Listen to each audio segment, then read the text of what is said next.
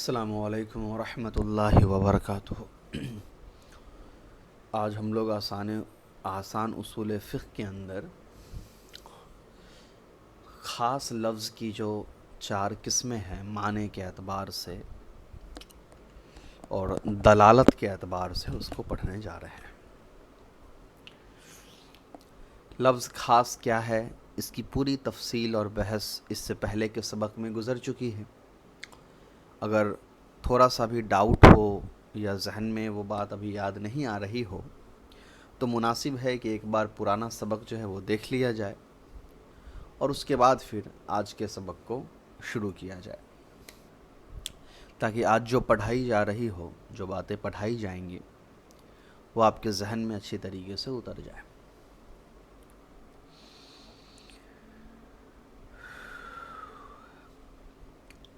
آج کا جو سبق ہے وہ بہت زیادہ اہم ہے، کیونکہ اس کے اندر تھوڑی سی پیچیدگی ہے جس کی وجہ سے بسا اوقات اس کو سمجھنے میں اور یاد رکھنے میں دشواری پیدا ہوتی ہے۔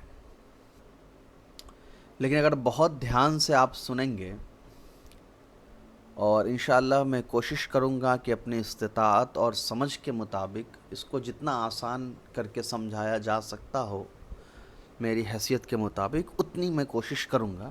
پھر بھی کچھ چیزیں اگر آپ کو سمجھ میں نہ آئے یا سمجھ تو گئے ہوں مگر بہت اچھے انداز میں اس کو سمجھا نہ پا رہے ہوں تو آپ مجھ سے رابطہ کر لیں، مجھ سے پوچھ لیں، اور اگر دوران تدریس مجھ سے کوئی غلطی ہو جائے جانے انجانے میں تو اس کی طرف آپ رہنمائی بھی کر دیں۔ چلیے، 4 اہم قسمیں۔ خاص کی 4 اہم قسمیں ہیں۔ لفظ خاص جو ہے اس کا معنی پر دلالت کرنے کے اعتبار سے 4 قسمیں ہیں۔ معنی پر دلالت کرنے کا اعتبار سے کیا مراد ہے؟ مطلب یہ ہے کہ ہر لفظ جو کسی بھی زبان میں ہوتا ہے وہ کسی نہ کسی معنی کو بتاتا ہے۔ مان لیجیے اگر ہم عربی کا ہی مثال لیں تو جب ہم کہتے ہیں رجلن، تو رجلن یہ ایک لفظ ہے جو ایک معنی پر دلالت کر رہا ہے، ایک معنی کی طرف رہنمائی کر رہا ہے۔ وہ معنی کیا ہے؟ آدمی۔ مان لیجیے انگریزی زبان میں ہم نے کہا ایپل، تو ایپل جو لفظ ہے وہ کسی ایک معنی پر دلالت کر رہا ہے، وہ معنی کیا ہے؟ سیب۔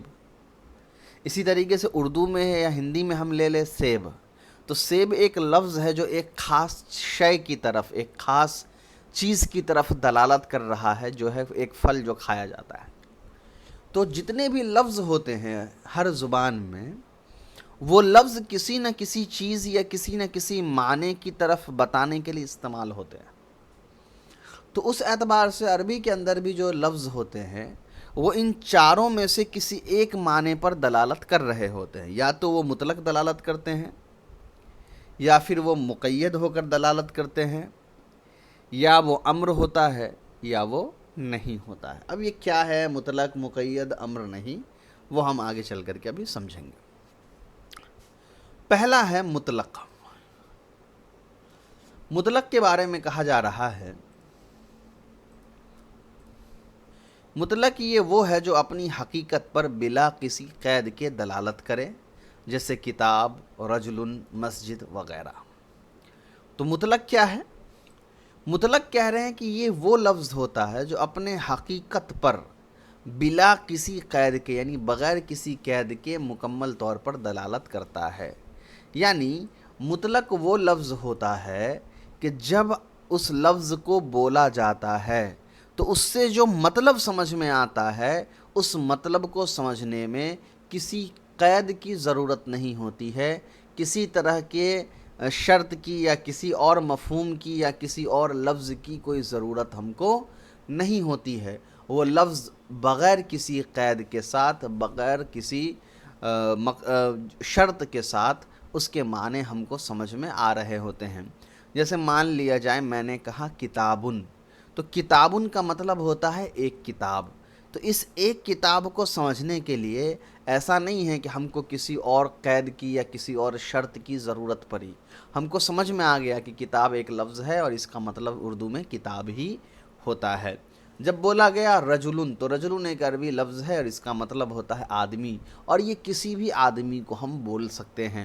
ایسا نہیں ہے کہ جو اندھا ہوگا اس کو ہم آدمی نہیں بولیں گے، یا جو لنگڑا ہوگا اس کو ہم آدمی نہیں بولیں گے، یا کوئی بہرا ہوگا تو اس کو ہم آدمی نہیں بولیں گے. ایسا نہیں ہے، یہ قید ہم نے نہیں لگایا، بلکہ رجلن آدمی کو کہا جائے گا. اب آدمی جتنے ہیں سب آ جائے، چاہے وہ اندھا ہو، لنگڑا ہو، بہرا ہو، اس سے کوئی مطلب نہیں ہے. اس کے اندر کوئی بھی جسمانی عیوب ہو یا کوئی روحانی عیوب ہو، یا اس کے اندر کوئی بھی عارضی طور پر کوئی عیب آیا ہو، اس کے باوجود بھی وہ سب رجل ہے.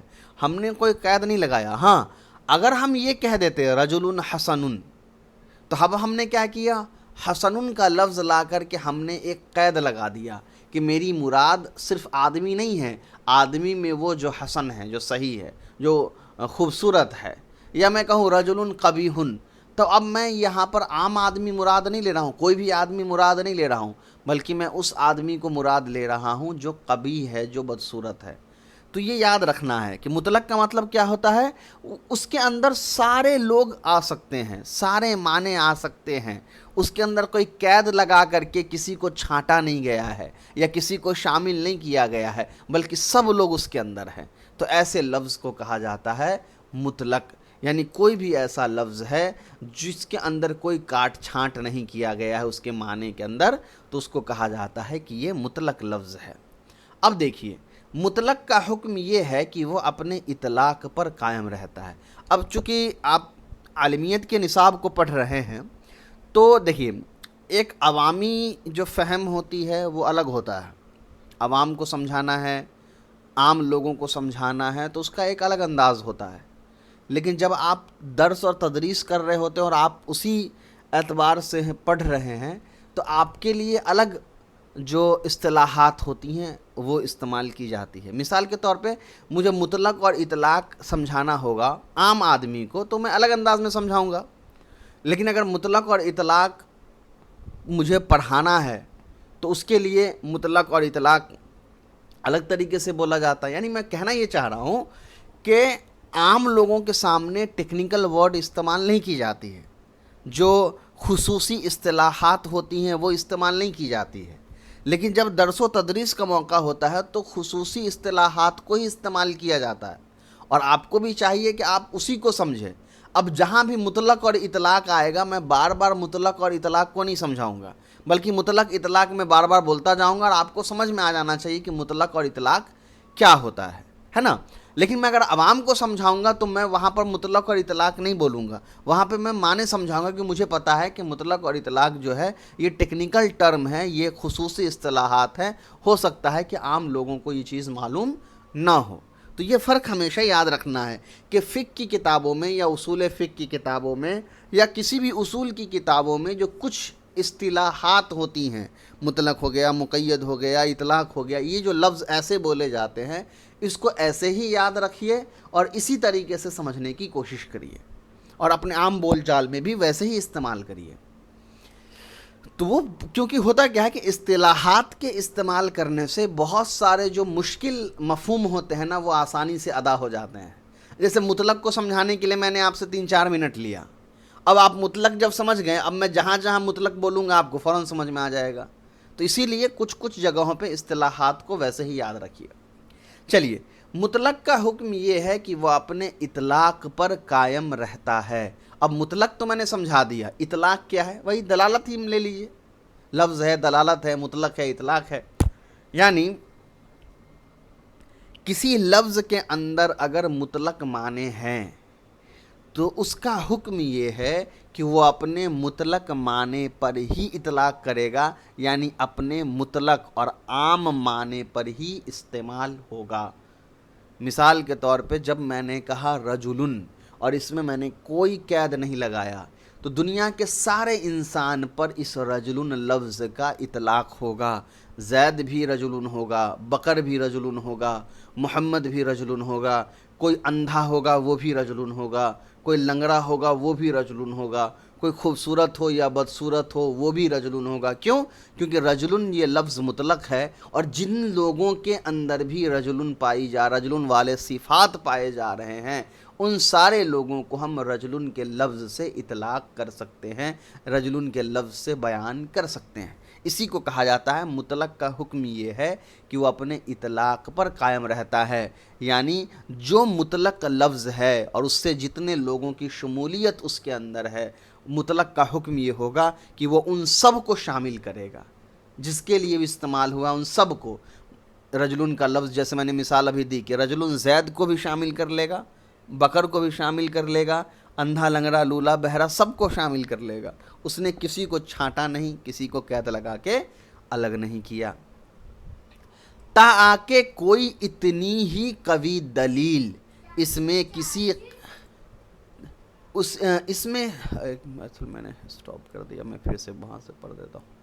تا آکے کوئی اتنی ہی قوی دلیل اس میں کسی قدر قید کے ملحوظ ہونے پر قائم ہو جائے۔ اب کیا کہہ رہے ہیں کہ دیکھیے عام اصول تو یہی ہے کہ جو مطلق لفظ ہے وہ اپنے اطلاق کے ساتھ قائم رہتا ہے، لیکن اگر کوئی اتنی ہی مضبوط دلیل آ گئی تو اس مضبوط دلیل کی وجہ سے اگر ہم نے اس مطلق کے اندر کوئی قید لگا دی تو پھر وہ اس قید کے ساتھ باقی رہے گا اور اس قید کے ساتھ عمل ہوگا۔ تو دو الگ الگ باتیں سمجھ گئے۔ اگر کوئی قید ہم کو دلیل کے ذریعے معلوم نہیں چل رہی ہے تو مطلق لفظ کا استعمال اور حکم بھی مطلق کے اعتبار سے ہوگا، لیکن اگر مضبوط دلیل جو جس لیول کا مطلق والا دلیل ہے، اگر اسی لیول کا قید والا دلیل آ گیا جس نے یہ قید لگا دی کہ نہیں یہاں یہ مطلق تو ہے مگر اس کے ساتھ یہ قید بھی ہے، تو پھر عمل اسی قید کے ساتھ ہی ہوگا۔ جیسے دیکھیے فعدۃ من ایام اخر، تو عدت ہوگا دوسرے دنوں میں۔ اس میں ایام مطلق لفظ ہے، یہ جو ایام لفظ ہے یہ مطلق ہے۔ مطلق یعنی ایام کے معنی دن، اور وہ کوئی بھی دن ہو سکتا ہے۔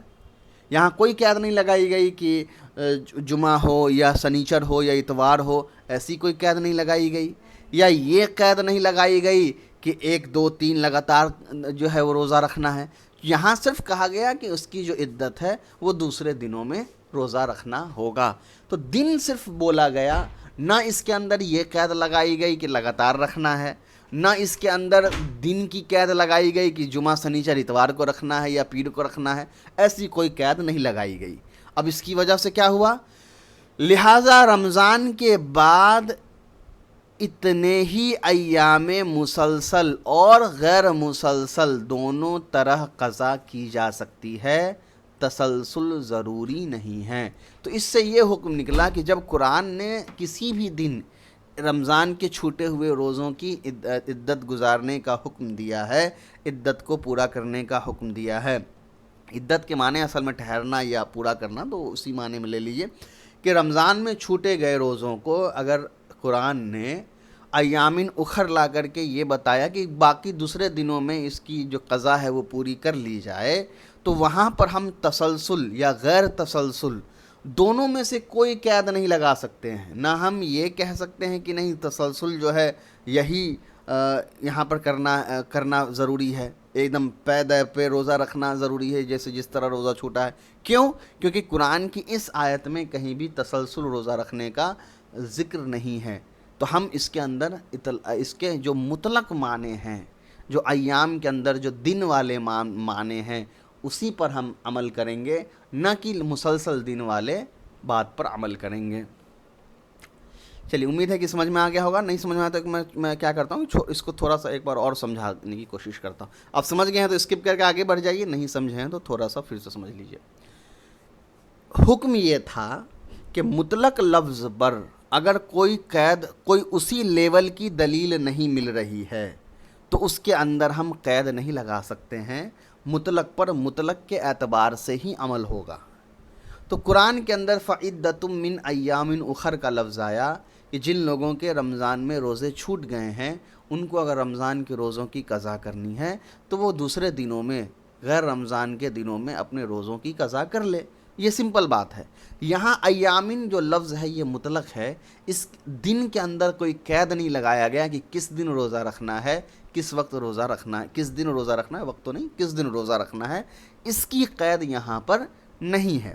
تو جب اس کی قید یہاں پر نہیں ہے اور ہمارے پاس اس سیم لیول کی دلیل، یعنی قرآن کے لیول کی دلیل، مطلب قرآن کی دوسری آیتوں میں اور جو ہے کوئی دلیل اس لیول کی نہیں ملی جو یہ بتا سکے کہ ایامن اخر کے اندر کوئی قید لگا ہوا ہے، تو اس کا مطلب یہ ہوا کہ ہم ایام کو مطلق مان کر کے ہی اس پر عمل کریں گے، اور روزہ تسلسل بھی رکھ سکتے ہیں، غیر تسلسل بھی رکھ سکتے ہیں.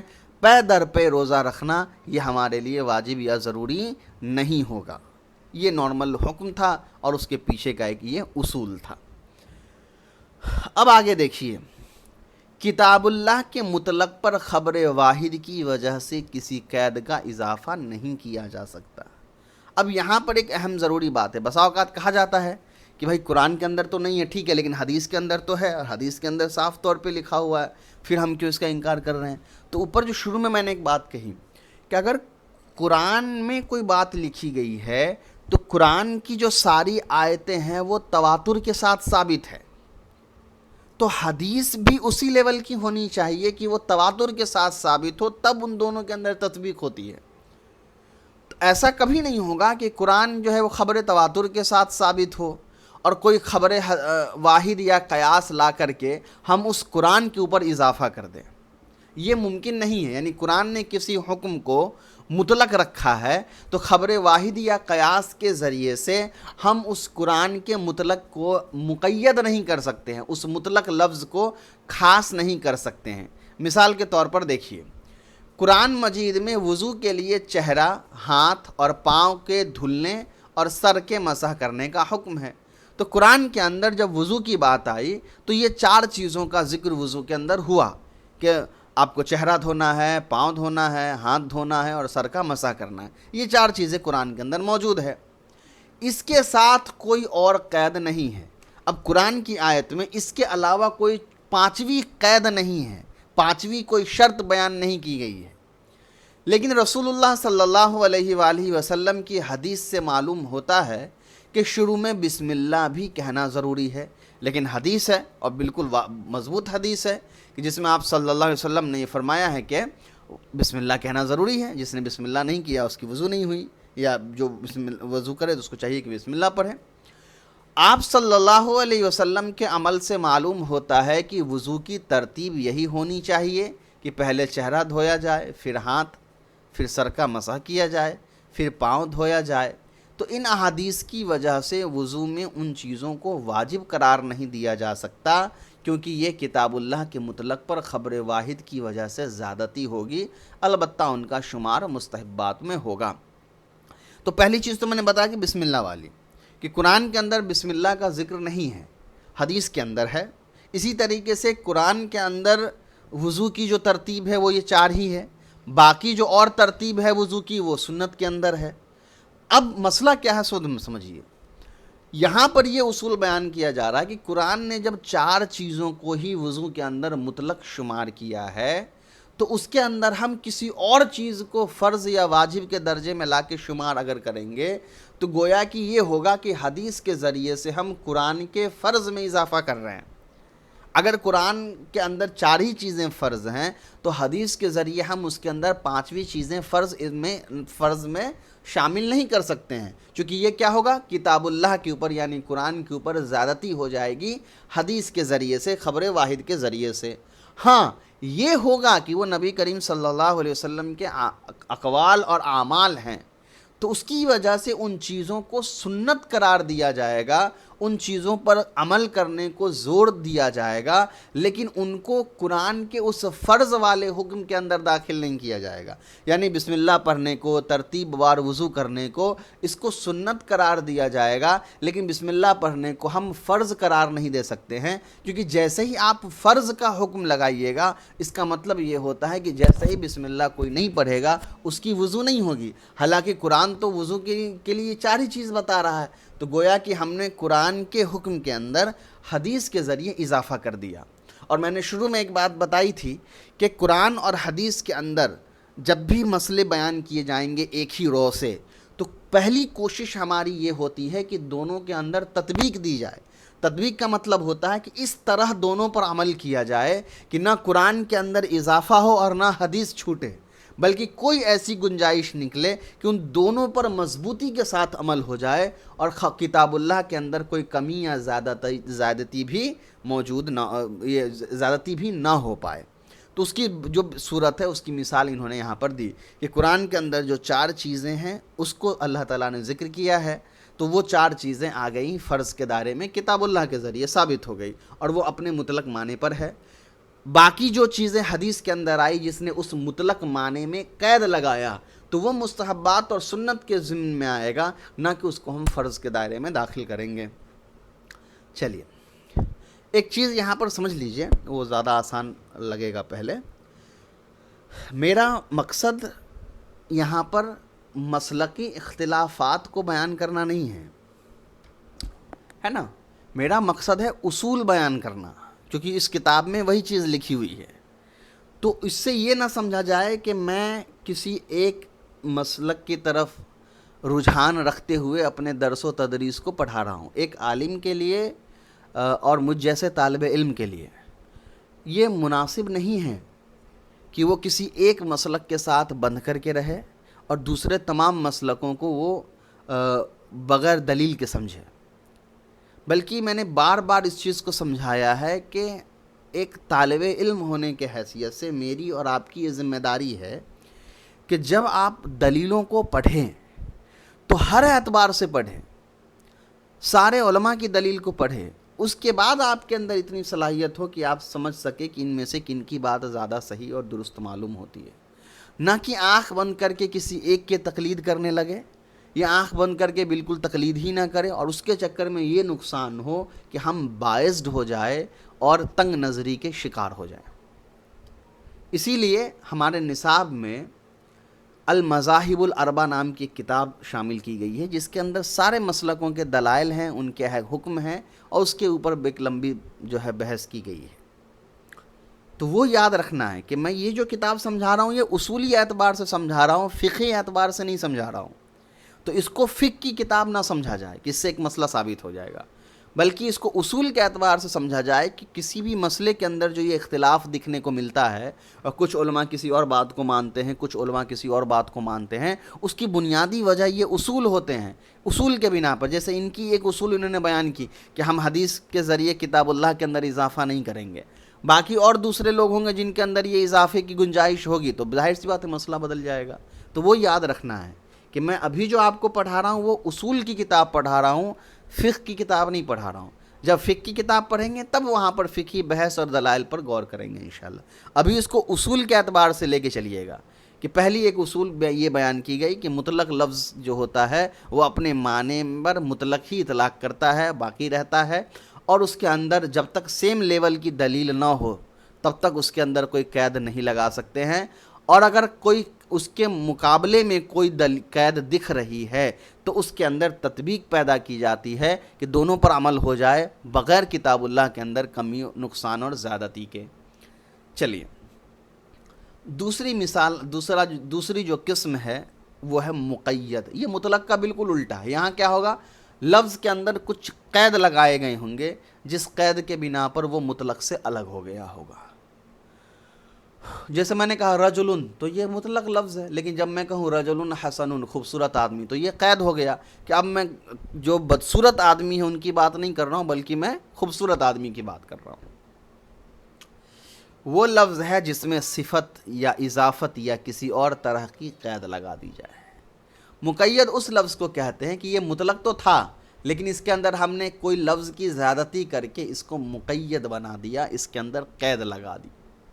جیسے رجل مومن، مومن آدمی، تو اب یہاں پر سارے جو کافر آدمی ہیں وہ الگ ہو گئے۔ ولد الفقیر، فقیر کا بیٹا، تو یہاں پر ولد الامیر، امیر کا جو بیٹا ہے وہ نکل گیا۔ ولد الغنی، مالدار کا بیٹا، یہ نکل گیا، وغیرہ۔ اس کے علاوہ اور بھی الگ طریقے سے قید لگائی جا سکتی ہے۔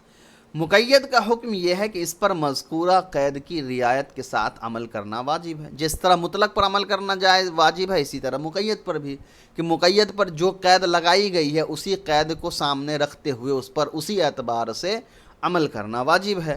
مثلا اللہ تعالیٰ کا ارشاد ہے، جیسے مثال ہے قرآن کریم سے، فَمَن لَّمْ يَجِدْ فَصِيَامُ شَهْرَيْنِ مُتَتَابِعَيْنِ مِن قَبْلِ أَن يَتَمَاسَّا، کہ جو کوئی نہ پائے، فمن لم یجد، جو نہ پائے، فصیام شہرین، اس کو چاہیے کہ وہ 2 مہینے روزے رکھے، متتابعین، لگاتار، من قبل، اس سے پہلے، ان یتماسا، کی وہ قریب آئے. یعنی اس آیت میں کفارہ ظہار کے روزوں میں تتابع اور جماع سے پہلے ہونے کی قید لگائی گئی ہے، اس لیے جماع سے پہلے ان روزوں کو مسلسل رکھنا ضروری ہے. اب یہاں سمجھیے، اس آیت کے اندر زہار کس کو کہا جاتا ہے؟ جب کوئی مرد اپنی بیوی کو اپنی محرم سے کمپیئر کر کے طلاق دینے کی کوشش کرتا ہے. مان لو کہ کوئی آدمی کہہ دے کہ تم میری بہن جیسی ہو یا ماں جیسی ہو، اور اس سے مراد وہ وہی لیتا ہے، طلاق ہی لیتا ہے، تو اس کو کہا جاتا ہے کہ یہ زہار ہو گیا. تو اسلام کے اندر اپنی بیوی کو کسی محرم سے کمپیئر کر دینے سے، مطلق کمپیئر کر دینے سے طلاق نہیں واقع ہوتا ہے، بلکہ اس پر کفارہ لازم ہوتا ہے الٹی بات کہنے کی وجہ سے. اگر کوئی آدمی مکمل نیت ہی کر لیتا ہو اور پھر طلاق دیتا ہو تو پھر تو وہ طلاق کے مسئلے میں چلا جاتا ہے. یہاں مراد یہ ہے کہ اس نے سیدھے کہہ دیا اپنی بیوی کو تم میری ماں جیسی ہو، اور یہ اس سے یہ گمان کر رہا کہ اس سے طلاق ہو جائے گا، تو اس کے بارے میں ہے کہ اس سے نہیں ہوگا، بلکہ اس کو کفارہ ظہار جو ہے، یعنی اس نے جو لغو بات کہی ہے اس کی وجہ سے اس کو 2 مہینے لگاتار روزے رکھنے پڑیں گے. پھر یاد رکھیے گا، میں یہاں بھی طلاق کی مسئلے پہ بات نہیں کر رہا ہوں، اس میں بھی بہت ساری چیزیں ہیں طلاق میں، کہ ہوگا نہیں ہوگا، کیا نیت تھی یا لفظ کیا تھا، وہ ایک الگ چیز ہے. اس پر طلاق صریحی اور طلاق کنایہ وغیرہ، اس پر ابھی مت جائیے، ابھی صرف اس آیت کو سمجھیے. ہو سکتا ہے کہ آپ لوگوں کے ذہن میں آ گیا ہو کہ پھر یہ کیسے طلاق ہو جائے گا یا نہیں ہوگا، تو اس پر بھی جائیے ہی مت. فقہ کے بارے میں بحث ہی نہیں کر رہے ہم لوگ، ابھی اصول فقہ پہ ہیں. مسئلہ صرف اتنا ہے کہ کوئی مرد اپنی بیوی کو اپنی محرم سے کمپیئر کر دیتا ہے، شریعت اس کو طلاق شمار نہیں کرتا ہے، اور اس آدمی کو یہ حرکت کی وجہ سے کہتا ہے کہ تم کو بطور سزا تم کو 2 مہینے روزے رکھنے پڑیں گے. اس سے پہلے اور بھی ذکر ہے کہ تم کو غلام آزاد کرانے ہیں یا کھانا کھلانا ہے، نہیں تو پھر 2 مہینے لگاتار روزے رکھنے ہیں. اب یہ شہرینی متتابعینی یہ موصوف صفت ہے، تو شہرین 2 مہینے اگر صرف ہوتا تو کوئی بھی 2 مہینے آدمی روزہ رکھ لیتا، بات مکمل ہو جاتی، کیونکہ یہ مطلق لفظ تھا. لیکن متتابعین یہ لفظ صفت کے طور پہ لائی گئی شہرین کے، یعنی کوئی بھی 2 مہینے جو آپ رکھیں گے وہ لگاتار والا ہونا چاہیے. جنوری فروری ایک ساتھ ہونی چاہیے، یا فروری مارچ ایک ساتھ ہونے چاہیے، یا مارچ اپریل، اس طرح سے لگاتار ہونے چاہیے. من قبلی ان یتماسا، اور دوسری شرط قید یہ لگائی گئی جماع کرنے سے پہلے، اپنی بیوی کے پاس آنے سے پہلے. تو یہاں 2 قید ہے، ایک تو لگاتار 2 مہینے روزے رکھنے ہیں، اور دوسرا جماع سے پہلے. اگر مان لو کوئی 1 مہینہ روزہ رکھ کے جماع کر لے تو وہ پھر یہ بات ٹوٹ جائے گی، اس کو واپس 2 مہینے روزے رکھنے پڑیں گے. تو یہاں کیا ہوا، یہاں روزہ رکھنے کے لفظ مطلق نہیں ہے، بلکہ یہاں روزہ جو لفظ ہے یہ مضاف ہے، اور اس کے ساتھ مضاف الیہ بطور قید کے استعمال ہوا ہے کہ 2 مہینے رکھنے ہیں اور ساتھ میں جماع سے پہلے. چلیے اب ہوا کیا، یہ مثال کیوں دی گئی ہے اس کو سمجھیے. اوپر جو مثال آپ دیکھ رہے ہیں فَعِدَّةٌ مِّنْ أَيَّامٍ أُخَرَ، یہاں بھی روزوں کا ذکر ہے، یہاں بھی روزے کا ذکر ہے. تو بعض علماء نے اس روزے کے کفارے پر قیاس کرتے ہوئے اس روزے کو بھی تسلسل سے ذکر کر دیا کہ یہاں بھی چونکہ 2 مہینے لگاتار روزے رکھنے کا ذکر ہے، تو جن لوگوں کے قضا چھوٹیں گے ان کو بھی لگاتار روزے رکھنے ہوں گے، اس پر محمول کیا. اسی وجہ سے 2 الگ الگ مسئلے بن گئے. تو یہاں انہوں نے 2 الگ الگ مثال دے کر کے اس مسئلے کو سمجھایا کہ یہاں جو مثال تھا یہ ایام لفظ مطلق تھا، تو اس کے اندر قید کرنے کی ضرورت نہیں ہے، اور یہاں لفظ جو ہے یہ مطلق تو تھا مگر اس کے اندر قید لگا کر کے بیان کر دی گئی. تو جہاں قید لگا وہاں پر صرف اتنا ہی عمل کریے، اور جہاں قید نہیں لگا وہاں پر بنا قید کے عمل کریے. ایک دوسرے پر کمپیئر کر کے ایک دوسرے پر قیاس کر کے عمل کیوں کرنا ہے؟ جہاں قید ہے وہاں قید کے ساتھ عمل کیا جائے، جہاں قید نہیں ہے وہاں قید کے ساتھ عمل نہ کیا جائے. تب ایک مسئلہ اب چھڑ جاتا ہے. تو کیا اس کا مطلب یہ ہے کہ مطلق اور مقید یہ دونوں انٹرچینجبل نہیں ہیں؟ کیا یہ آپس میں بدلتے نہیں ہیں؟ یہ دونوں فکس ہیں کہ جہاں مطلق ہے زندگی بھر مطلق ہی عمل کرنا ہے، جہاں مقید ہے زندگی بھر مقید ہی عمل کرنا ہے؟ تو یہ بڑا انٹرسٹنگ اور پیچیدہ مسئلہ ہے، اس کو سمجھیے. پہلے سوال سمجھ لیجئے. سوال کیا ہے؟ کیا مطلق کو مقید پر محمول کیا جائے گا؟ کیا مطلق لفظ کو مقید پہ عمل کیا جا سکتا ہے یا نہیں؟ اب مسئلہ کیا ہے اس کو سمجھیے. میں نے پہلے ایک بات کیا بتائی، ان دو مثالوں سے کیا سمجھ میں آیا کہ جہاں مطلق لفظ ہے وہاں مطلق پہ آپ عمل کریے، جہاں مقید ہے وہاں آپ مقید پہ عمل کریے، بات ختم. تو سوال کیا پیدا ہوا کہ اچھا ٹھیک ہے آپ نے یہ بات کہی، لیکن قرآن کے اندر ایسا بہت بار ہوا ہے کہ ایک ہی چیز کو ایک جگہ مطلق بیان کیا گیا ہے اور ایک جگہ مقید بیان کیا گیا ہے. ٹھیک ہے، اب سمجھیے گا غور سے مسئلہ. قرآن کے اندر ایک ہی چیز کو ایک جگہ مطلق بیان کیا گیا ہے اور ایک جگہ مقید بیان کیا گیا ہے. اب آپ کیا کریے گا؟ اب آپ کہیے کہ نہیں اس کو ہم دو طرح سے عمل کریں گے. ایک جہاں پہ مطلق ہے وہاں پہ مطلق کے اعتبار سے عمل کریں گے، جہاں پہ مقید ہے وہاں مقید کے اعتبار سے عمل کریں گے. تو پھر مسئلہ ہوگا کہ ایک ہی چیز ہے، دو الگ الگ مسئلہ ہو گیا. تو کہہ رہے ہیں کہ نہیں، اس کو پر عمل کرنے کا ایک طریقہ ہوگا. کیا ہے اس کو سمجھیے.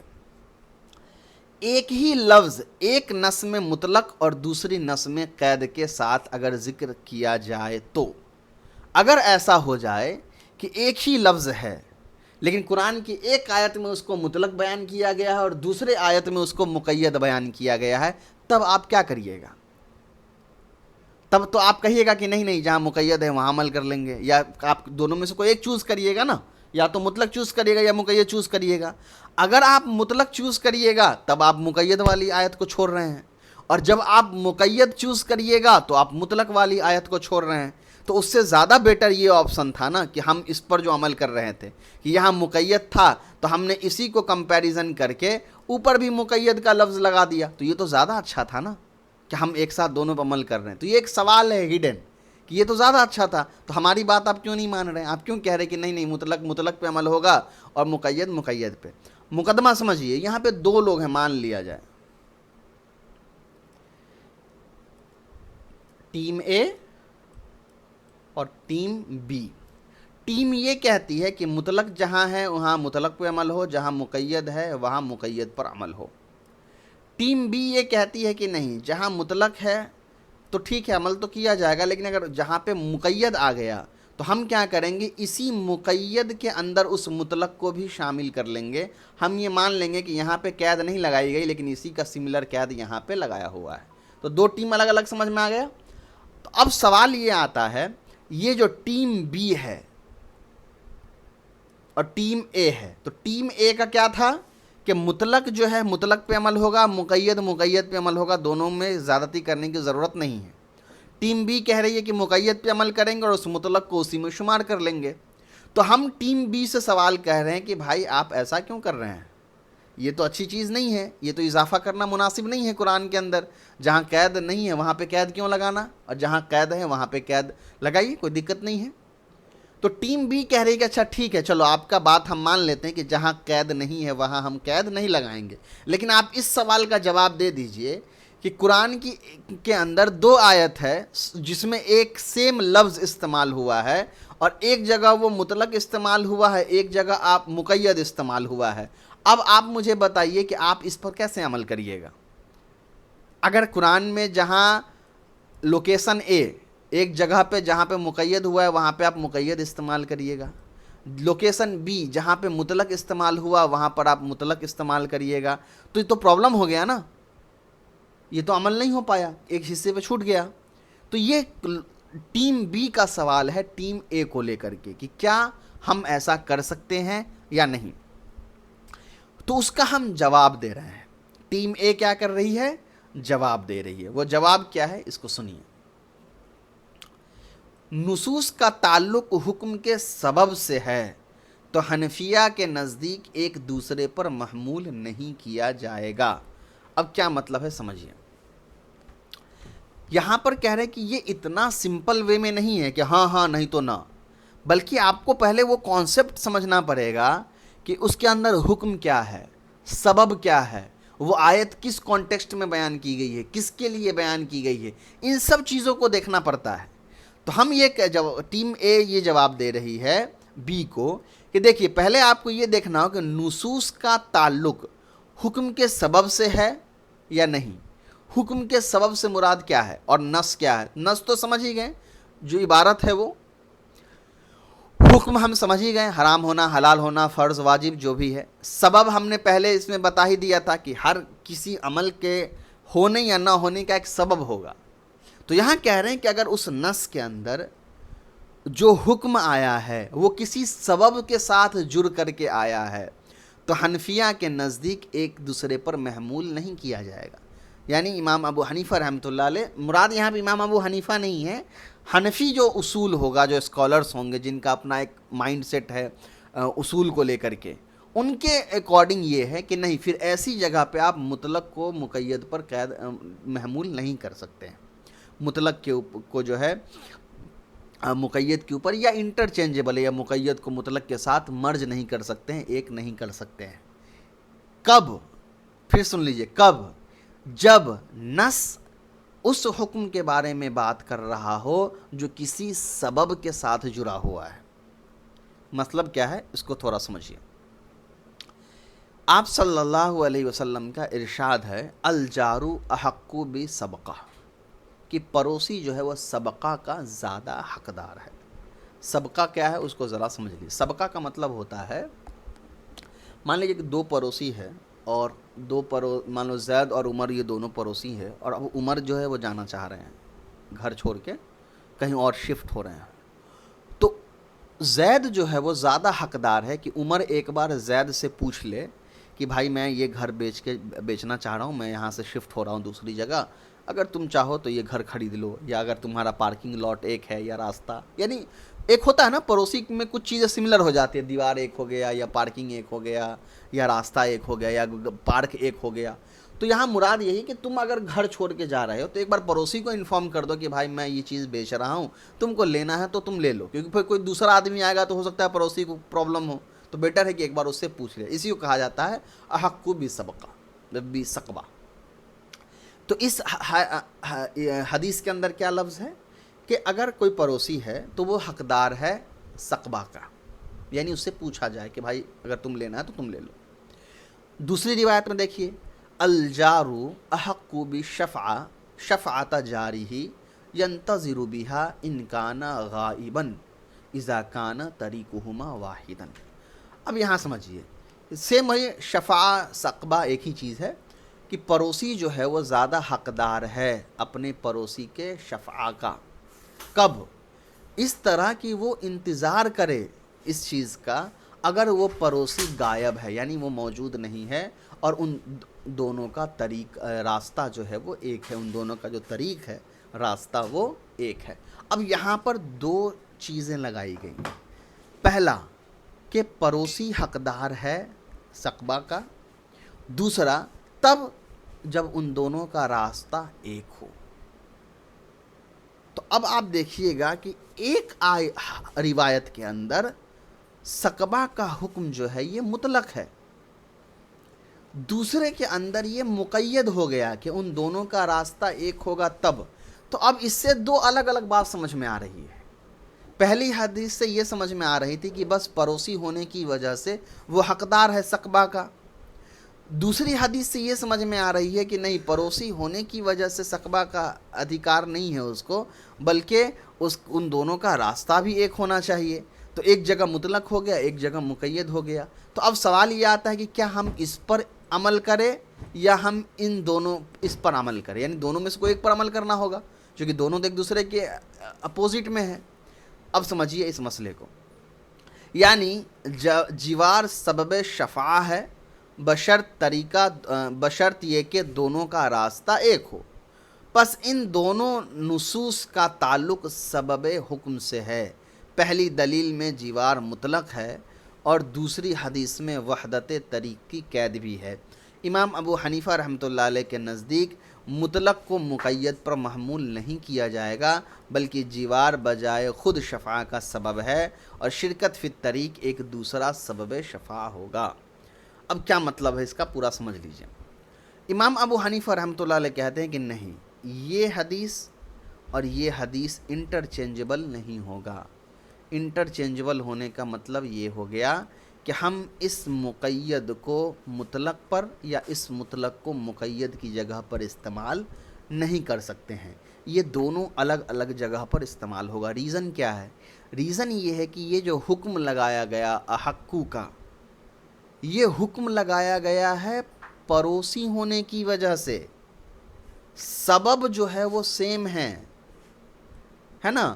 یہ جو سقبہ کا حکم لگایا گیا پڑوسی ہونے کیا سبب کی وجہ سے، تو سبب سیم ہے دونوں کا۔ ہاں، یہاں ایک الگ قید لگائی گئی کہ صرف پڑوسی ہونے کی وجہ سے، اور یہاں ایک دوسری قید لگائی گئی راستہ کے ایک ہونے کی وجہ سے، کیونکہ راستہ پر ایک ہونے کا ریزن یہ بھی ہو سکتا ہے۔ اب مطلب کیا ہے، اس کو ذرا سمجھیے۔ مطلب یہ ہے کہ وہ کہہ رہے ہیں امام ابو حنیفہ رحمۃ اللہ علیہ، حنفی علماء، کہ پڑوسی ہونا صرف یہی کافی ہے سقبہ کے حقدار ہونے کے لیے، ان دونوں کا راستہ ایک ہونا یہ ضروری نہیں ہے۔ تو اب کیا ہو رہا ہے، یہ مطلق پر عمل کر رہے ہیں، تو سوال پھر ان سے یہ آتا ہے کہ بھائی آپ مقید پر عمل کیوں نہیں کر رہے ہیں، پھر یہ قید آپ کیوں چھوڑ رہے ہیں؟ تو وہ کہہ رہے ہیں کہ وہ قید چھوڑا نہیں جا رہا ہے، وہ قید ایک دوسری صفت بنائی جا رہی ہے، ایک دوسری سبب بنائی جا رہی ہے، کیونکہ اس سے پہلے بھی تو لفظ ہے نا انکانا غائباً، کہ وہ اگر غائب ہو، پڑوسی نہ ہو، تو بیٹر ہے کہ اس کا انتظار کیا جائے اگر وہ غائب ہو، اور جب ان دونوں کا راستہ ایک ہو۔ تو دو شرط یہاں پر لگائی گئی، ایک تو پڑوسی غائب ہو تب ویٹ کرنا ہے، اور دوسرا جب ان دونوں کا راستہ ہو تب۔ تو اب اس سے سمجھ میں آ رہا ہے کہ جو پڑوسی جو ہے وہ شفاعہ کا حقدار اس لیے نہیں ہے کہ وہ اس کا راستہ ایک ہے، بلکہ پڑوسی ہونا ہی اس کے شفاعہ کا حقدار ہونا ہوتا ہے۔ ہاں، اگر وہ موجود نہیں ہے یا ان دونوں کا راستہ ایک ہے تو اس کو وہاں پر ویٹ کرنا ہے، انتظار کرنا ہے، اس طرح کی قید ہے۔ تو مسئلہ پورا کا پورا سمجھ میں یہ آیا کہ ہم مطلق کی جگہ مقید کو اور مقید کی جگہ مطلق کو استعمال نہیں کر سکتے ہیں۔ کس صورت میں نہیں کر سکتے ہیں؟ جب حکم جو ہے کسی سبب کے اوپر لگا ہو اور وہ سبب دونوں میں سیم ہو۔ یہاں سبب کیا ہے؟ سبب ہے پڑوسی ہونا، بس پڑوسی ہو تو تم کو سقبہ کا حق ہے، چاہے اب اس کے ساتھ کوئی بھی قید تم لگا دو وہ میٹر نہیں کرے گا۔ مطلب سمجھیے، اگر میں یہ کہوں کہ زید جو ہے میرا دوست ہے، اور مان لو میرے 4 دوست ہیں، میں نے کہا کہ میرے چاروں جو دوست ہیں ان سب کو میں دعوت پر لے کر کے جاؤں گا، تو وہ میرے چاروں دوست اس میں شامل ہو گئے دعوت پر جانے کے لیے۔ یہ کبھی نہیں ہوگا کہ میرا کوئی دوست جو اندھا ہے، یا میرا کوئی دوست جو چل نہیں سکتا ہے، یا میرا کوئی ایسا دوست ہے جس سے ابھی میری وقتی طور پہ بول چال بند ہے مگر اس کو میں دوست مان رہا ہوں، تو اس کی وجہ سے وہ الگ ہو جائے گا۔ کیوں الگ نہیں ہو جائے گا؟ کیونکہ یہ مزید صفات ہے اس دوست کے اندر۔ حکم کیا ہے؟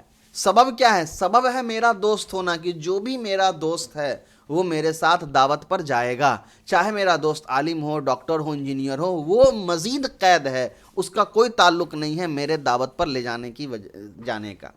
تو یہاں بھی امام ابو حنیفہ رحمۃ اللہ علیہ کہہ رہے ہیں کہ حقدار جو ہے پڑوسی سقبہ کا یا شفعہ کا، اس کا جو ریزن ہے وہ ہے اس کا پڑوسی ہونا، یہ سبب ہے۔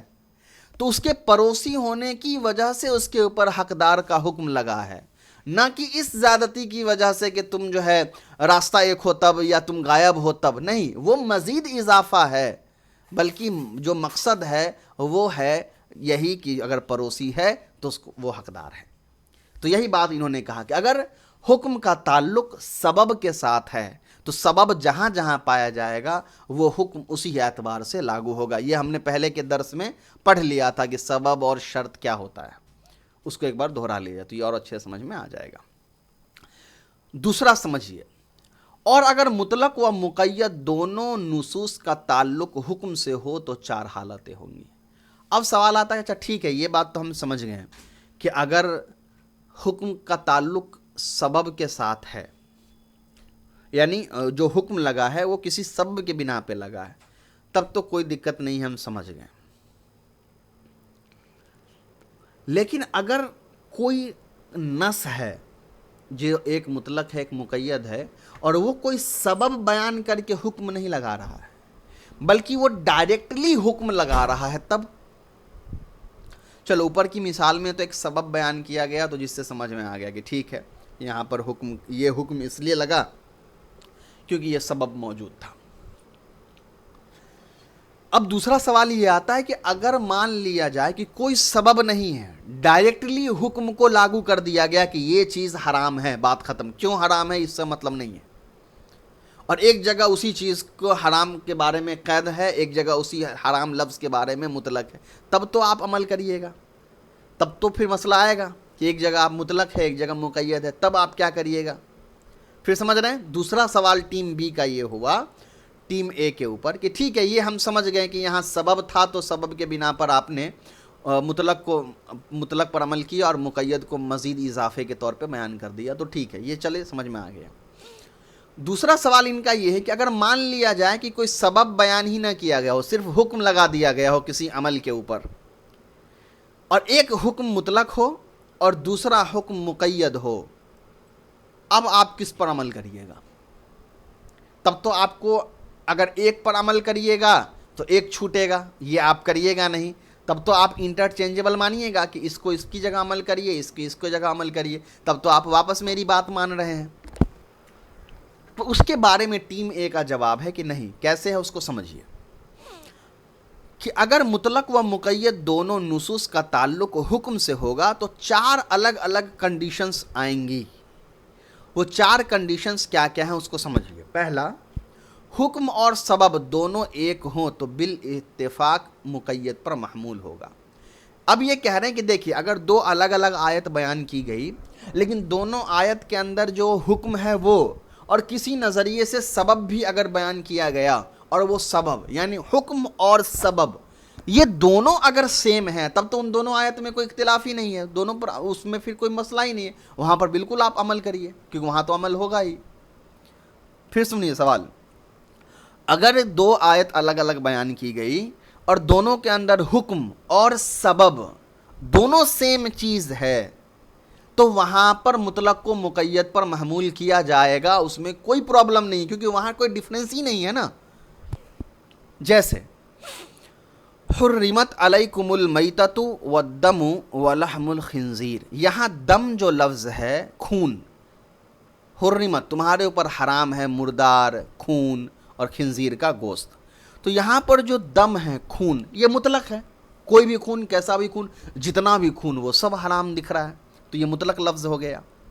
آگے کہہ رہے ہیں لا اجد فیما اوحی الی محرما علی طاعم یطعمہ الا ان یکون میتۃ او دما مسفوحا او لحم خنزیر فانہ رجس.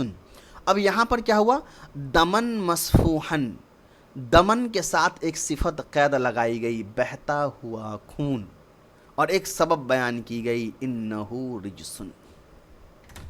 اب دیکھیے یہ 2 آیت ہے, دونوں میں حکم کیا ہے, دونوں میں حکم ہے حرام ہونے کا. ٹھیک ہے, دونوں میں حکم کیا ہے, حرام ہونے کا. اب دونوں میں سبب کہیں پر بیان نہیں کیا گیا ہے, دم کے اندر تو کوئی سبب ہی نہیں ہے, لیکن یہاں ایک سبب رجسن مراد لیا گیا اور یہ سبب بیان کی گئی دم کی وجہ سے. اب کہہ رہے ہیں کہ دونوں کا حکم سیم ہے حرام حرام, دونوں کا آلموسٹ سبب بھی سیم ہے کیونکہ اگر یہاں خون ناپاک ہے تو یہاں بھی خون ناپاک ہے کیونکہ دم خون ہو گیا, خون اگر رجس ہے تو کہیں بھی رجس ہوگا, خراب ہوگا, تو وہ دونوں آ گئے, سبب بھی سیم ہے. تو جب ان دونوں کا سبب سیم ہے اور دونوں کا حکم سیم ہے تو اس کا مطلب یہ ہوگا، نہیں اس میں ایک مسٹیک، یہ رجسن مسبب بن جائے گا، سبب نہیں بن سکتا، اس کو جو ہے نا ابھی اس کو چھوڑ دیجیے، رجسن کا یہاں کوئی تعلق نہیں ہے۔ سبب کہتے ہیں جو ریزن ہوتا ہے، اور مسبب ہوتا ہے جس ریزن کی وجہ سے جو اثر ہوتا ہے، تو جو سبب ہے وہ دم بنے گا، یہ رجسن نہیں بن سکتا ہے، رجسن تو مسبب ہے نا، ناپاک ہونا۔ چلیے چھوڑیے، اس پر دھیان دیجیے۔ یہاں حرمت، حرام کا جو لفظ ہے یہ حکم ہے، اور یہ ان دونوں کے اندر کامن ہے، ان دونوں کے اندر آیا ہے۔ اب کیا حرام ہے؟ تو خون، تو دونوں کے اندر خون بھی جو سبب ہے یہ دونوں بھی کامن ہے۔ تو جب دونوں کے اندر حکم ایک ہے اور سبب ایک ہے تو یہاں پر ان دونوں کو ایک دوسرے کی جگہ استعمال کر سکتے ہیں، یعنی جو یہ مقید ہے مصفوحاً، اس کو ہم یہاں پر بھی استعمال کر سکتے ہیں اور مصفوحاً کی قید یہاں پر لگا سکتے ہیں۔ کیوں؟ کیونکہ یہاں پر اگر ہم قید لگا بھی دیں، مصفوحاً یعنی الدمو ہے، یہاں پہ اگر مصفوحاً کی مصفوحو لگا بھی دے، اس سے ان دونوں آیت کے اندر کوئی اختلاف نہیں ہوگا، کوئی کمی یا زیادتی نہیں ہوگا معنی کے اندر۔ کیوں؟ اس لیے نہیں ہوگا کہ دونوں کے اندر جو حکم ہے اس کے اندر کوئی تبدیلی نہیں ہے، جو سبب ہے ان دونوں کے اندر کوئی تبدیلی نہیں ہے۔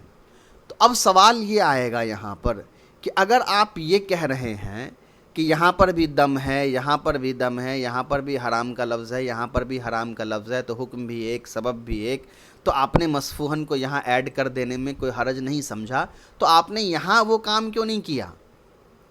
یہاں وہ کام آپ نے کیوں نہیں کیا؟ یہاں بھی تو جو ہے کہیے کہ حکم ایک ہے، احقو احقو، سبب ایک ہے، جار جار، پھر یہاں آپ نے اس کو کیوں ایڈ نہیں کیا؟ یا اسی طریقے سے اوپر کی جو مثال ہے روزے والی، یہاں آپ نے وہ چیز کیوں نہیں کیا؟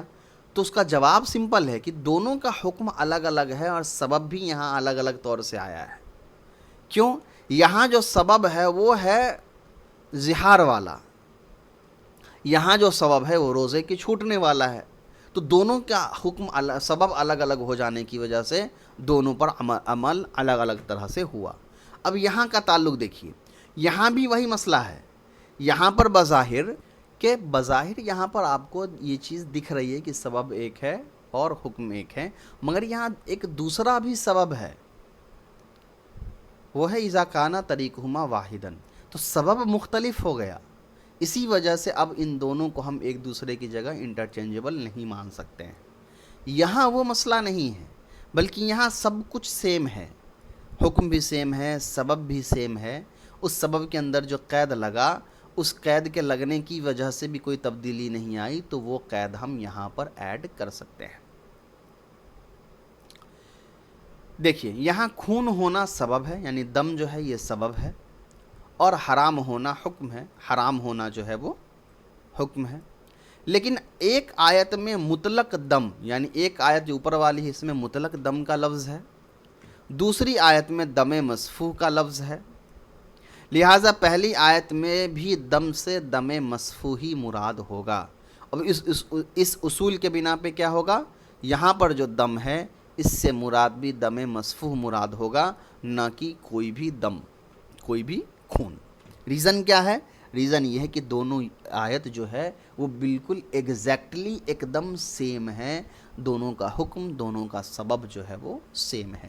اس کو بہت باریکی سے سمجھنے کے لیے جو پیچھے جو سبق گزرا ہے سبب والا اور مسبب والا وہ دیکھ لیجئے گا، میں نے تھوڑا سا اس کو پیچیدہ کر دیا مسٹیک کی وجہ سے، تو اس کو تھوڑا سا سمجھ لیجئے گا۔ چلیے دوسری کنڈیشن کیا ہو سکتی ہے؟ حکم اور سبب دونوں مختلف ہوں، حکم بھی الگ ہے، سبب بھی الگ ہے، تو یہاں پر تو پھر محمول ہو ہی نہیں سکتا ہے، ظاہر سی بات ہے کہ حکم اور سبب دونوں مختلف ہو تو بالاتفاق ایک دوسرے پر محمول نہ ہوگا۔ تو دو آئے نا، ایک پازیٹیو کہ جہاں حکم اور سبب سیم ہے وہاں پہ مطلق اور مقید دونوں ایک دوسرے کی جگہ پہ یوز ہو سکتے ہیں، کوئی پرابلم نہیں ہے۔ جہاں حکم اور سبب الگ الگ ہیں وہاں پر 100% دونوں ایک دوسرے کی جگہ یوز نہیں ہوں گے، دونوں کی اپنی اپنی جگہ ہوگی۔ جیسے अस्सारिकु वस्सारिकतु फ़क़्तऊ अयदियहुमा, कि चोरी करने वाले मर्द चोरी करने वाली औरतें दोनों के हाथ काट दो। दूसरी जगह फरमाया इज़ा कुमतुम इलस्सलाती, जब तुम नमाज के लिए खड़े हो, फ़ग़सिलू वुजूहकुम व अयदियकुम इलल मराफ़िक़, तो अपने हाथ को, अपने चेहरे और अपने हाथ को केहूनी तक धो लो या केहूनी समेत धो लो। पहली आयत में सबब सिरका है, दूसरी आयत में वज़ू। पहली आयत में हुक्म क़त्ए यदा है और दूसरी आयत में गस्ले यद। पहली आयत में मुतलक यद है, दूसरी आयत में यद के साथ इलल मराफ़िक़ की कैद भी है, लिहाजा इस पहली आयत में मज़कूर मुतलक यद को इस कैद पर महमूल नहीं किया जाएगा। अब समझिए, तो पहली जो आयत है उसमें क्या है, सबब है चोरी करना। दूसरी आयत में सबब है वज़ू करना। हुक्म क्या है, हुक्म है हाथ काटने का। दूसरी आयत में हुक्म क्या है, सिर्फ हाथ वाला लीजिए, हाथ केहूनी तक धोने का। तो पहली आयत में सिर्फ हाथ का जिक्र है, दूसरी आयत में हाथ का केहूनी समेत जिक्र है। केहूनी यानी इसके अंदर कैद है। अब ये पॉसिबल नहीं है कि आप इस आयत का इस्तेमाल कर ले यहाँ पे, यानी इस आयत से आप यूज़ यानी जैसे यहाँ अयदीकुम के बाद इलल मराफ़िक़ की कैद है, तो आप इलल मराफ़िक़ की कैद यहाँ पे भी लगा दे और आप ये कहें कि चोरी करने वाले मर्द औरत के जो दोनों हाथ काटे जाएंगे वो केहूनी समेत यानी केहूनी तक हाथ काटे जाएंगे। एक उलमा की जमात इसी से कयास करके यहाँ पहुँचते हैं, यानी बहुत सारे स्कॉलर्स का इस आयत के साथ जो है वो मर्ज किया हुआ है उन्होंने, कि वहाँ चूँकि हाथ से मुराद केहूनी समेत है तो हमको भी चोरी में हाथ वहीं तक काटनी चाहिए, क्योंकि कुरान ने तो सिर्फ हाथ काटने का जिक्र दिया हुआ, हाथ कहाँ से काटना है ये तो जिक्र है नहीं, तो उसके बारे में बात चल रही है। तो ये कह रहे हैं कि नहीं, ये इस आयत में जो इलल मराफ़िक़ है इसको आप यहाँ पे यूज़ नहीं कर सकते हैं। रीज़न क्या है, ये दोनों का हुक्म अलग अलग है, दोनों का सबब अलग अलग है। तो जब हुक्म और सबब अलग अलग है तो उन दोनों में एक दूसरे पर कयास नहीं किया जा सकता है। चलिए तीसरी मिसाल देखिए, हुक्म मुख्तलिफ हो और सबब एक हो तब भी एक दूसरे पर बिल इत्तेफाक महमूल नहीं किया जाएगा।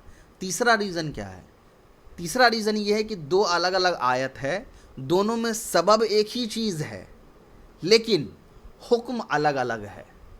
एक में उसी सबब के पाए जाने की वजह से कोई और हुक्म लगाई गई, दूसरे में वही सबब पाए जाने के बावजूद कोई दूसरी हुक्म लगाई गई। तो ऐसी सूरत में भी एक दूसरे आयत पर यूज़ नहीं किया जाएगा।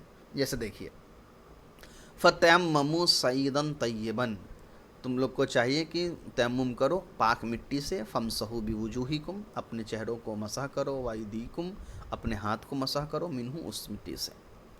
और दूसरी जगह इरशाद फरमाया इज़ा कुमतुम इलस्सलाती फ़ग़सिलू वुजूहकुम वअयदियकुम इलल मराफ़िक़, ऊपर वाली मिसाल।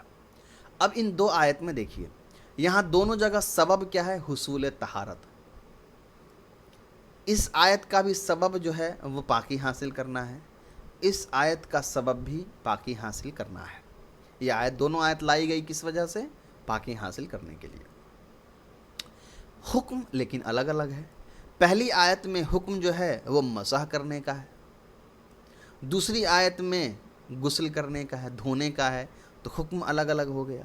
तो जब हुक्म अलग अलग हो गया तो अब हम ये नहीं करेंगे कि यहाँ जो अयदीकुम है और यहाँ जो अयदीकुम के बाद इलल मराफ़िक़ है, इस इलल मराफ़िक़ को उठा के हम यहाँ डाल दे, ये हम नहीं कर सकते हैं। रीज़न क्या है, ये दोनों अलग अलग आयत अब हो गई, इन दोनों पर अलग अलग एतबार से इस्तेमाल होगा। जब तयम्मुम करना होगा तो हाथ की मसह करेंगे, ज़रूरी नहीं केहूनी तक, और इलल मराफ़िक़ जब वज़ू करेंगे तब यहाँ पर जब हम गुस्ल करेंगे तो फिर केहूनी समेत पूरा हमको गुस्ल करना पड़ेगा।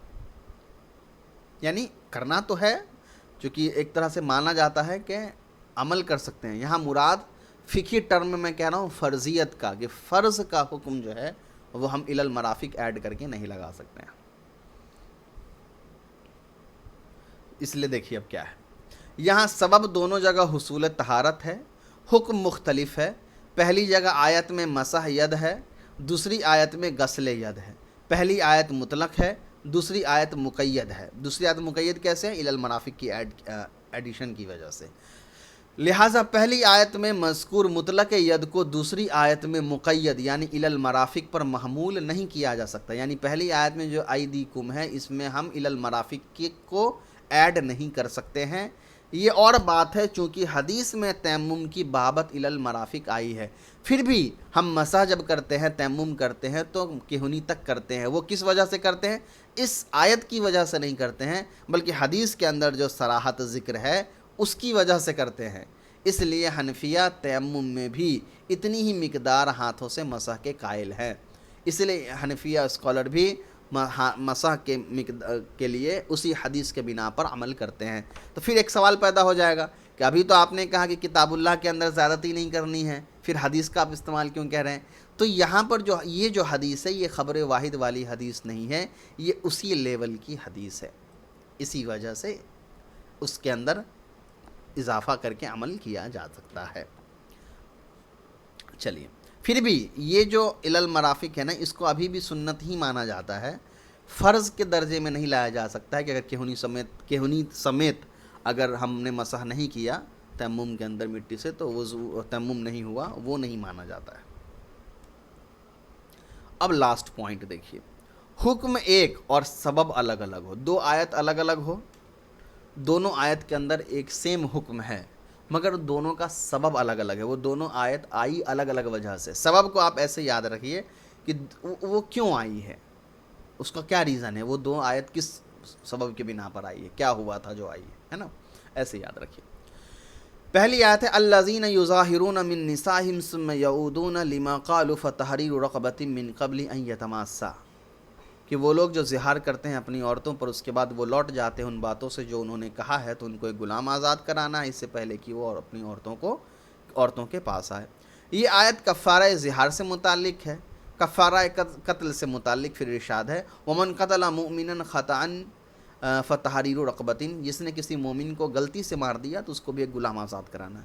ان دونوں میں جو تحریر رقبہ یہ حکم ہے یہ عام ہے لیکن دونوں کا کیا ہے، سبب الگ الگ ہے. ایک جگہ کفارہ ہے قسم زہار کی وجہ سے، دوسری جگہ کفارہ ہے قتل کی وجہ سے. پس حکم دونوں جگہ غلام آزاد کرنے کا ہے جو کہ ایک ہے. سبب پہلی آیت میں کفارہ زہار ہے، دوسری آیت میں کفارہ قتل ہے.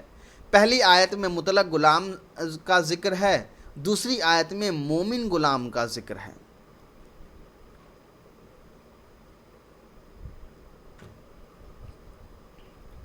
یہاں پر تو نہیں لکھا ہوا ہے مومن غلام مگر ہوگا، ٹھیک ہے مومن غلام فتح.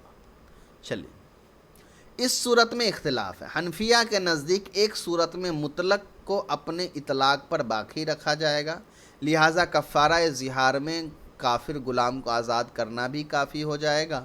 دوسرے فقہا کے نزدیک مطلق کو مقید پر محمول کیا جائے گا اور کفارہ قتل کی طرح کفارہ زہار میں بھی مسلمان غلام کو آزاد کرنا ضروری ہوگا. اب ایک چیز یہاں پر غور کریے، یہاں پر انہوں نے ریزن نہیں بیان کیا کہ محمول کریں گے کہ نہیں محمول کریں گے. آپ غور کریے گا ہر پوائنٹ میں لکھا ہوا ہے کہ محمول کرنا ہے کہ نہیں کرنا ہے، لیکن یہاں بھی ہے اور یہاں بھی ہے، لیکن چوتھے پوائنٹ میں انہوں نے نہیں لکھا کہ محمول ہوگا یا نہیں. اس کا ریزن کیا ہے؟ اس کا ریزن یہ ہے کہ اس کے اندر علماء کی الگ الگ رائے ہیں. کچھ حنفی علماء محمول کرنے کے جو قائل ہیں، کچھ علماء محمول نہ کرنے کے قائل ہیں. اسی وجہ سے انہوں نے اس کو اوپن چھوڑ دیا. اس کو اوپن اینڈنگ کہیں گے کہ یہاں پر دونوں کی گنجائش ہے، دونوں کر سکتے ہیں. اب اگر اس میں جو ذاتی تحقیق ہوتی ہے اس کے مطابق زیادہ بہتر جو شمار ہوتا ہے وہ یہی ہوتا ہے کہ اس آیت میں پر محمول کیا جاتا ہے مطلق کو، یعنی اس آیت میں مطلق کو مقید پر محمول کر دیا جاتا ہے.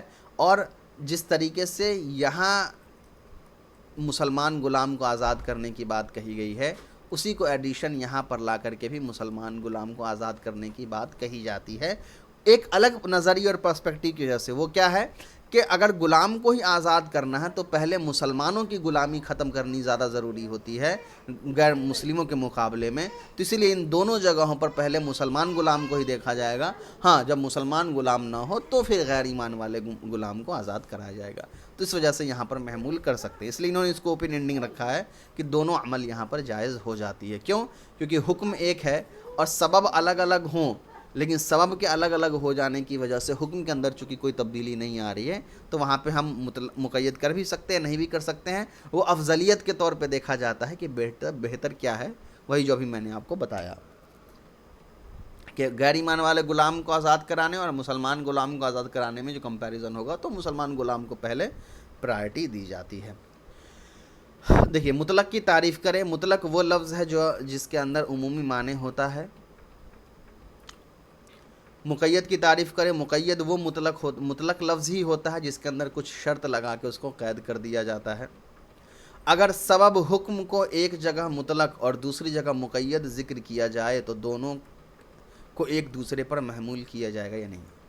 اگر سبب حکم یعنی جس وجہ سے وہ حکم لگا ہے، یعنی مراد کیا سمجھیے، حکم سبب جو ہو اس کی وجہ سے حکم آیا ہو، یعنی حکم جو ہے سبب پر لگا ہو، تو ایسی آیت میں مطلق کو مقید پر محمول کریں گے یا نہیں. یعنی جو پہلی والی مثال ہماری تھی کہ وہاں پر ہم محمول نہیں کر سکتے ہیں، دونوں کو الگ الگ ہی استعمال کرنا پڑے گا، کیونکہ ہم سبب جو ہے